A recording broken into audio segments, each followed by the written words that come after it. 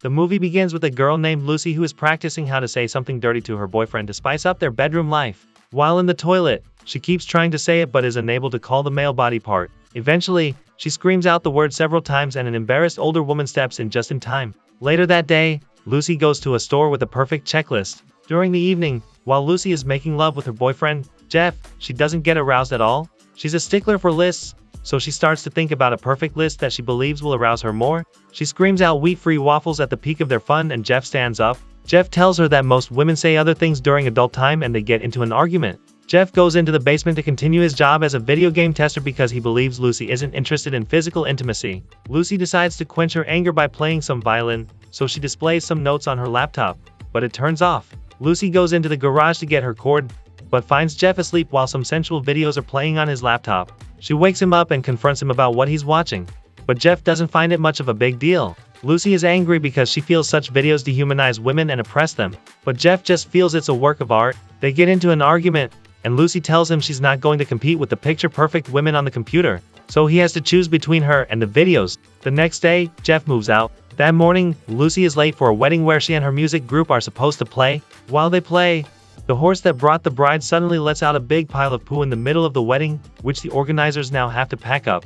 While this is happening, the music group talks amongst themselves. They realize that Lucy is crying. Lucy tells them that Jeff left her. Her female friends, Priscilla and Nessa, tell her it's perfectly normal for guys to watch sensual videos. They all talk about sensual books and toys, but it turns out that Lucy has no experience with these things. Later, Lucy goes back to the toilet to create a sensual to-do list of things she needs to do to gain more experience. When she finishes, she practices talking about dirty things again, and the same elderly woman enters, which makes Lucy embarrassed. Meanwhile, the groomsman, Grant, overhears Lucy screaming to herself while having an argument with an imaginary Jeff. So he goes to check on her. He finds her on the floor, but she tells him that she's working on a meditation chant, but he doesn't buy it. They have a fun conversation, and Lucy goes back to play at the wedding. That night, Lucy has a bad vision about how she dies alone in her home because she is only able to fill it up with unfinished lists and not love due to her lack of interest in the bedroom.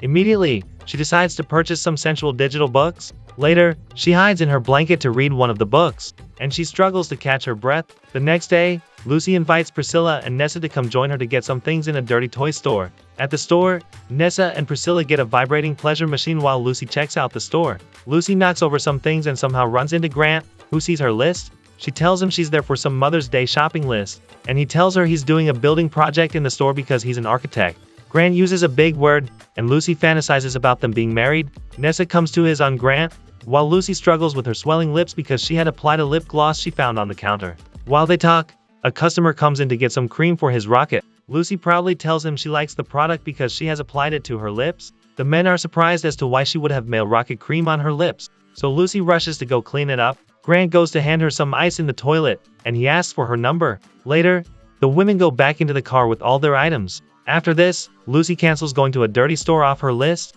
That night, Lucy follows a male friend from her music group, Paul, to a sensual dance club. While they're there, Lucy tries to tell them the place is cold and dark, but Paul tries to shut her up so she doesn't embarrass him. When one of the girls advances toward Lucy to give her a personal performance, Lucy slips some cash into her clothes but tries to check the other cash in her skirt for some change, which makes the girl think she's trying to rob her. The next day, the girls go to a meeting about sensual toys. She sees some balls that she can stick in herself to experience pleasure and mistakes them for meditation balls. Later, while performing at an event that Grant hooked them up with, Lucy stops performing because one of the balls drops from under her. Priscilla laughs at Lucy's dilemma and tries to help her to the bathroom before the remaining two balls drop. On their way, Grant corners them so Priscilla intentionally leaves her with him.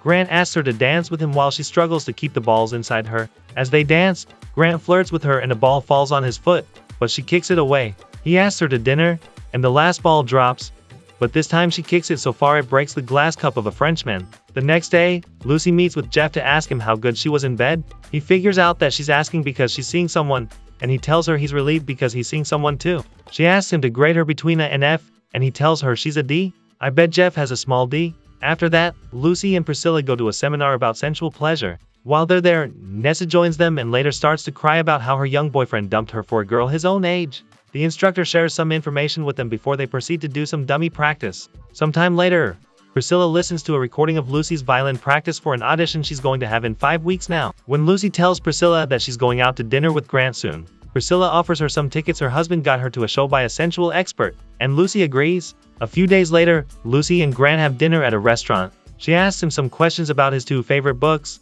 and then he tells her she has to tell him the same in return. He says some corny things and they decide to say it at the same time. They both say the same books but in a different order, which makes Lucy blush. That same day, they both go to the sensual expert show. The expert invites a guest to the show, who is a world-renowned sensual psychic.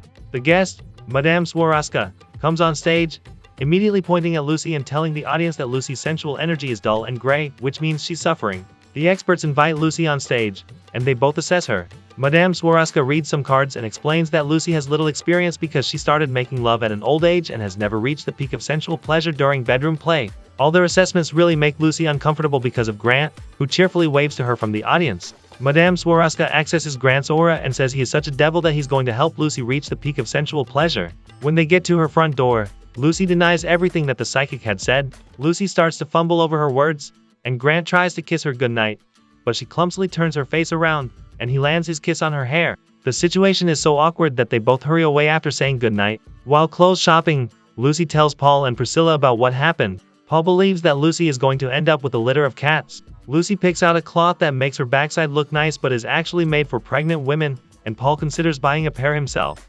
Sometime later, the music group does a rehearsal while Lucy watches a sensual video to get some education. Lucy tells them that she's been waiting for Grant to call her all week. While they're talking, Grant calls her, and Lucy picks up, feeling tense. Grant explains that he couldn't call because he was out of town, so he invites her out, and Lucy jumps on it. That night, Lucy and Grant have some bedroom fun after coming back from where they went. This time, she enjoys it so much that the fireworks go off. The next morning, Grant tries to check himself out in the mirror but finds a pleasure toy take to it. While he's dressing up, he finds the jeans that Lucy had bought. Lucy soon wakes up, so Grant pecks her on the cheeks and leaves. Lucy wonders why he's acting so aloof, but then realizes why when she sees how much her room is filled with sensual material. She runs out to explain to him, but he's already driven off.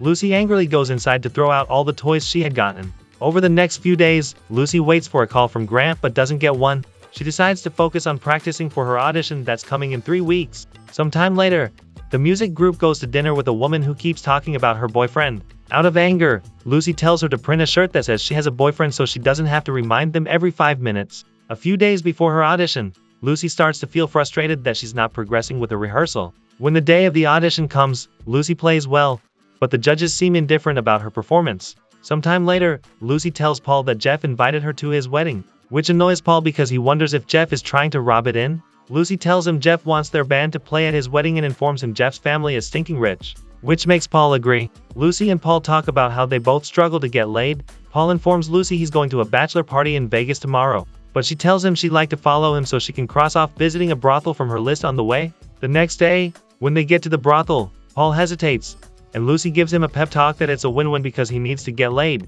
and she needs to finish her list. Lucy tells him the girls are clean because they're cleaned with antibacterial, but Paul tells her to go in by herself. Lucy tells him they don't service women, and he suddenly realizes she's so involved that she had called to get an appointment herself. Lucy makes him enter, and they find a seat. Paul gets so nervous that he starts to talk with the other people in a southern accent. When the work girls are brought outside, Paul escapes by saying he needs to go into the bathroom. The owner tells Lucy that they don't serve as single women there. Lucy tells her she'd like to apply to be a work girl, but the owner laughs. Lucy returns to the car, and they continue to Vegas for the bachelor party. In the casino, Lucy finds a bar and has some shots with a few strangers. The guys she just met put her name down with the karaoke band without her consent. When it's her turn, they hand her a violin to play with the band members. The band plays a song, and Lucy plays so well that everyone cheers for her. When they end their performance, Lucy runs into Grant, who had tailed her to the bar after she sent a picture of the place to Paul. Lucy confronts him about never calling her back after some weeks, but he gives a flimsy excuse. When Lucy decides to leave,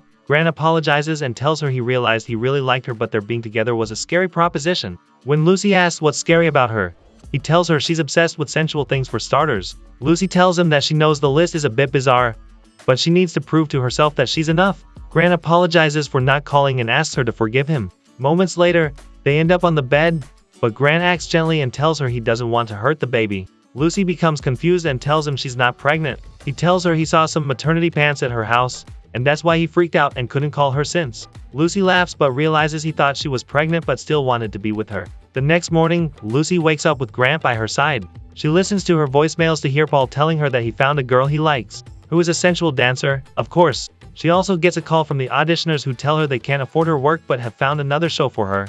On the day of the wedding, Lucy and Grant prepare, but Grant tells her they need to go somewhere first. Grant takes Lucy to an adult film event because meeting an adult film actress is the last thing on her list. The actress, Honey, offers to sign an autograph for Lucy, but Lucy asks her to sign it for someone else who would value it. At the wedding, everyone dances and has a good time. Lucy tells Jeff that she got him an interesting gift and tells him to come check it out with her. When he doesn't find the gift, Honey suddenly emerges with a signed autograph. Jeff almost starts to cry, but he walks away when he realizes he's married. Paul steps in and stops in his tracks when he recognizes Honey, and they both soon go for a dance. What a silly romantic comedy. Did you guys enjoy this one? Possibly related to it if you and your partner are on different wavelengths. Let us know.